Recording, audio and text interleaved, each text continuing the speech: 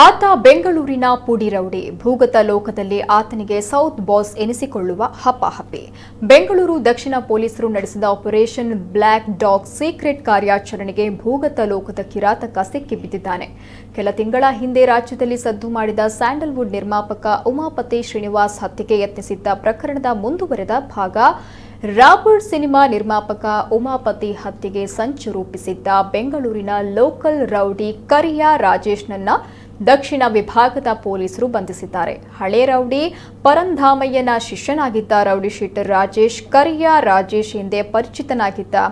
ಇತ್ತೀಚೆಗೆ ಈತನಿಗೆ ಬಾಂಬೆಯ ರವಿಯ ಸಂಪರ್ಕ ಸಿಕ್ಕಿತ್ತು. ಅಂದಿನಿಂದ ನಣ ಅಪರಾಧ ಕೃತ್ಯ ಎಸಗ್ತಾ ಇದ್ದ ಕರಿಯ ರಾಜೇಶ್ ಸೌತ್ ಬಾಸ್ ಎಂದು ತನ್ನ ಶಿಷ್ಯಂದಿರ ಕೈಯಲ್ಲಿ ಕರೆಸಿಕೊಳ್ತಾ ಇದ್ದ. ಸೌತ್ ಬಾಸ್ ಅಂತ ಕರೆಸಿಕೊಳ್ಳುವ ಪಾರ್ಟಿಗಳನ್ನ ಆಯೋಜನೆ ಮಾಡ್ತಾ ಇದ್ದ.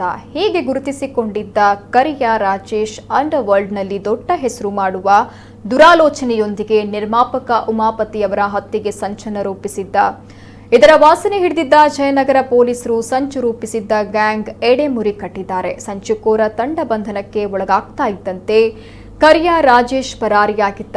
ರಾಬರ್ಟ್ ಸಿನಿಮಾ ನಿರ್ಮಾಪಕ ಉಮಾಪತಿ ಶ್ರೀನಿವಾಸ್ ಹತ್ಯೆಗೆ ಸಂಚು ರೂಪಿಸಿದ ಪ್ರಕರಣದಲ್ಲಿ ಬಂಧಿತ ಆರೋಪಿಗಳು ಕರಿಯ ರಾಜೇಶ್ನ ವೃತ್ತಾಂತ ಬಾಯ್ಬಿಟ್ಟಿದ್ರು.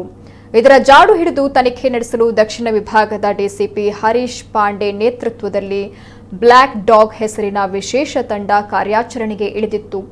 ನೇಪಾಳದಲ್ಲಿ ಅಡಗಿರುವ ರಾಜೇಶ್ನ ಬಂಧನಕ್ಕಾಗಿ ರಹಸ್ಯ ಕಾರ್ಯಾಚರಣೆ ನಡೆಸಿದ್ರು. ಸೌತ್ ಬಾಸ್ ಎನಿಸಿಕೊಳ್ಳಲು ಅಪರಾಧ ಕೃತ್ಯ ಎಸಗಲು ಯೋಜನೆ ರೂಪಿಸಿದ್ದ ಕರಿಯ ರಾಜೇಶ್ನನ್ನ ದಕ್ಷಿಣ ವಿಭಾಗದ ಪೊಲೀಸರು ನೇಪಾಳದಲ್ಲಿ ಬಂಧಿಸಿ ಬೆಂಗಳೂರಿಗೆ ಕರೆತಂದಿದ್ದಾರೆ.